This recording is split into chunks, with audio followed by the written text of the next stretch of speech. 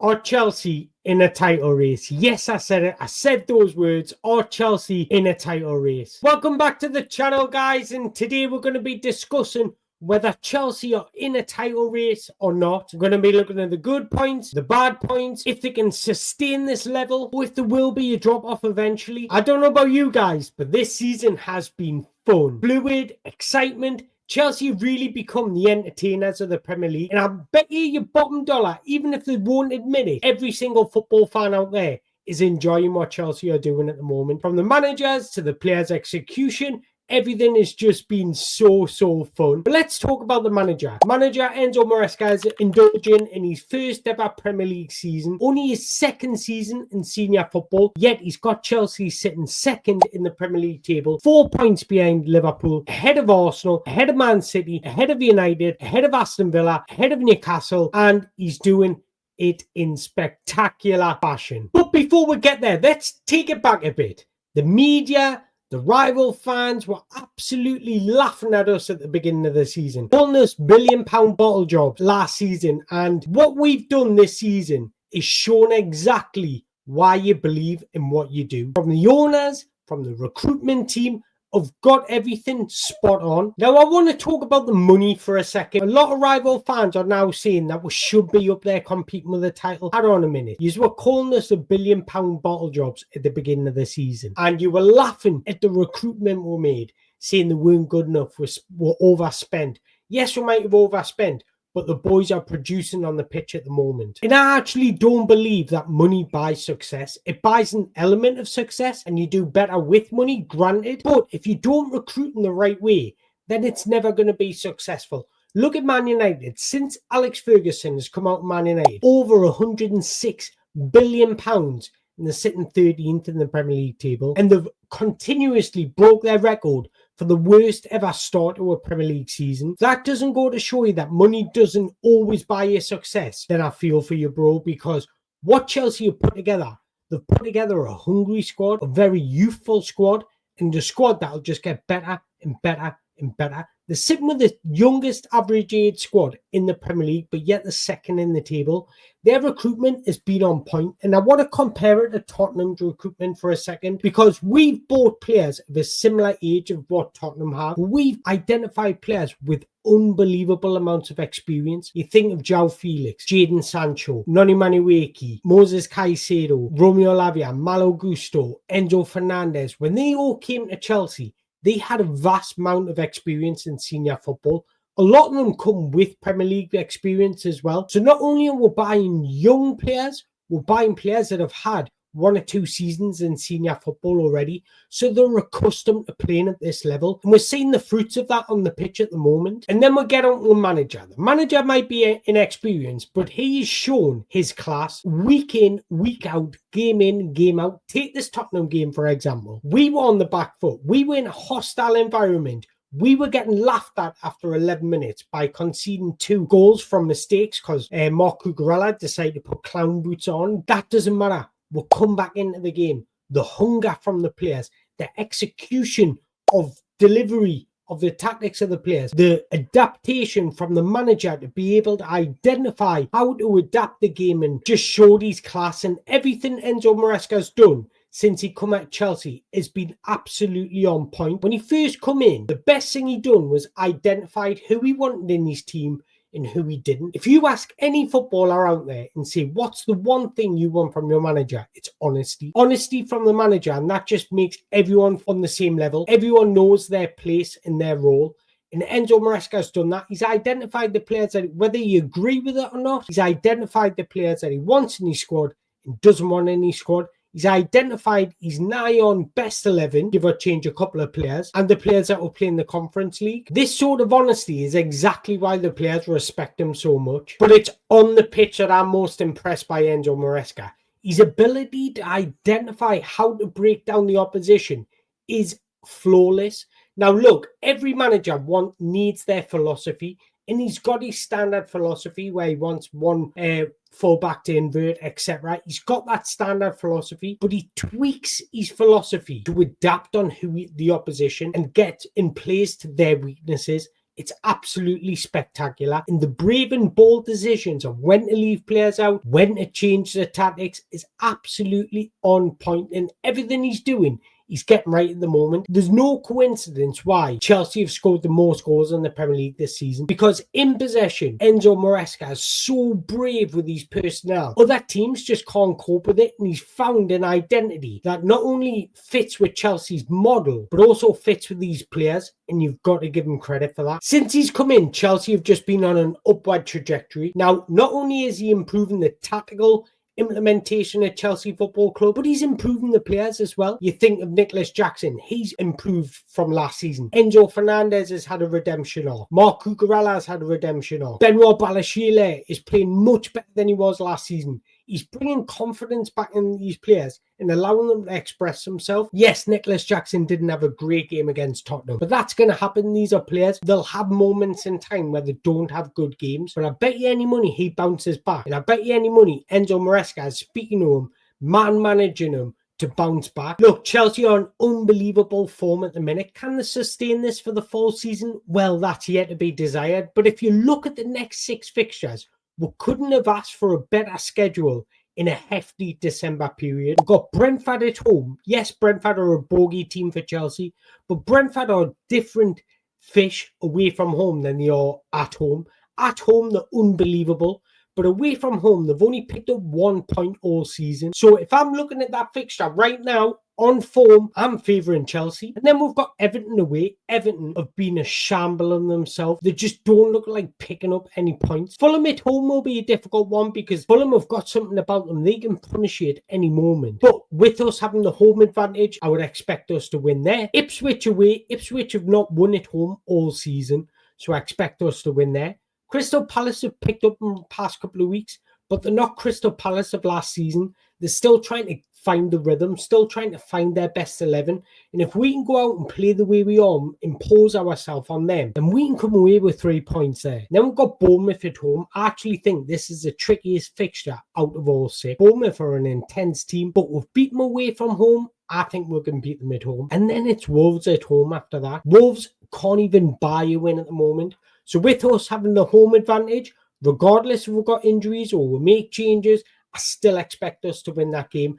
And then we've got the big one, Man City after that. Winning breeds confidence. Winning becomes a habit. And if we can get that winning habit leading up to Man City away, I would feel confident us going to the Etihad and getting a result. But look, undoubtedly, we're above target at the moment. I think our target at the start of the season, whether Enzo Maresca likes it or not, was to finish in the top 4. I think we'll do that comfortably, to be honest. I think the worst we can finish is 3rd. And if you had offered me 3rd at the beginning of the season, I would have snapped your hands off for it, to be honest. So I just think exceeding expectations at the moment. Long may it continue, because if you're a Chelsea fan and you're still being negative, shame on you, because let's just enjoy the ride. This is what football's all about. Living in hope. Can we do the unexpected? Can we push ourselves to reach unrealistic goals? And once we do, boy, the celebrations are unbelievable. But having said that, I still don't think we're good enough or strong enough to win the title. I think offensively, we've got the best squad in the Premier League, undoubtedly. I think some teams just can't cope with our quality in the final third. When you just think of the players we've got, Nicholas Jackson, Cole Palmer, João Felix, Jadon Sancho, Pedro Neto, Enzo Fernandez. I can't believe I'm listing these names off and I'm missing out a few. I haven't even mentioned Christopher Nkunku. Our depth going forward, second to none. But defensively, I have my concerns. Now, with Wesley Fofana being injured, it means we're playing Benoit Balaishile right centre-back like we did against Tottenham. And I'm just a little concerned about that. I'm not comfortable with the left foot being on the right side, because angles and everything, they're all different and they're just not as coordinated, and it does put us off in those one-on-one duels. However, I think Levi Colwill has been a breath of fresh air at that back line. I think he controls, commands everything. I don't think he's getting the credit he deserves. But I do think if we really believe we can win this title, we need to invest in a right centre-back in January. Not only a young right centre-back, but a right centre-back with enough experience to take us over the line. Now, another thing that will impact our season is Robert Sanchez. I hate to say it, but it will. Personally, I think Chelsea won't spend on a goalkeeper, and I'll tell you why. Because I think they've got the heart and their mindset on Mike Penders being their number one in a couple of years to come.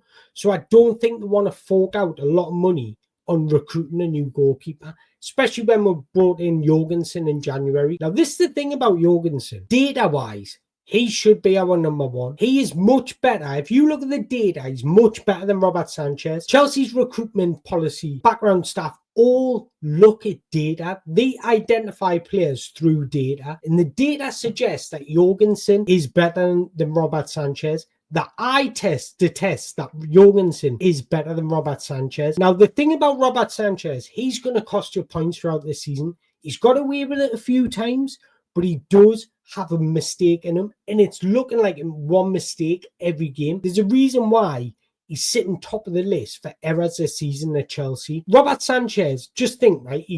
He made 2 mistakes against Brighton. Cole Palmer bailed him out by scoring 4 in the first half. We went on to win that game 4-2. Without Cole Palmer, we probably lose that game. And that's what I mean. I'm not seeing these little individual areas at Liverpool. I think we need to cut that out. And I think the best way of doing that is bringing Jorgensen in. And another thing I want to say about Chelsea's goalkeeper is the importance they have in the build-up. There's a reason why Robert Sanchez has the most touches out of any Chelsea player in their own defensive third, because he starts that build-up. And I think Jorgensen's distribution and composure on the ball is a lot better than Robert Sanchez. So I just think we need him in there just to elevate our game, bring that security out to our game to another level. However, another thing that will impact us win the league is Liverpool themselves and Arsenal themselves. I'm counting Man City out of this, and I'll tell you why in a second. But Liverpool, I think they've been so good this season. They've been so efficient. They've still got another level to go to. And I think after Christmas, they're going to kick on.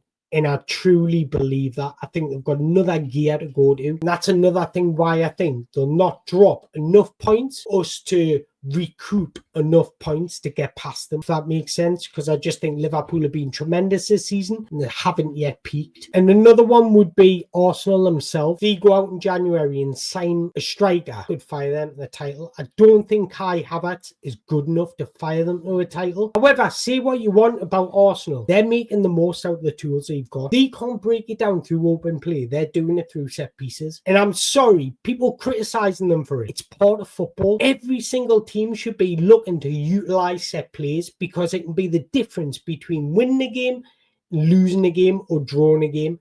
And full credit to Arsenal. So to answer your question, are Chelsea in a title race? Yes, they're in a title race, but answer another question, will Chelsea win the Premier League title? I'm going to say no. But if we're closing that gap every single season, eventually we're going to win that Premier League title. And the reason why I say Man City won't win this Premier League title, because I've seen a different Man City this season. I've seen a complete different Man City. They look run down. They look physically not there. Their energy's decreased.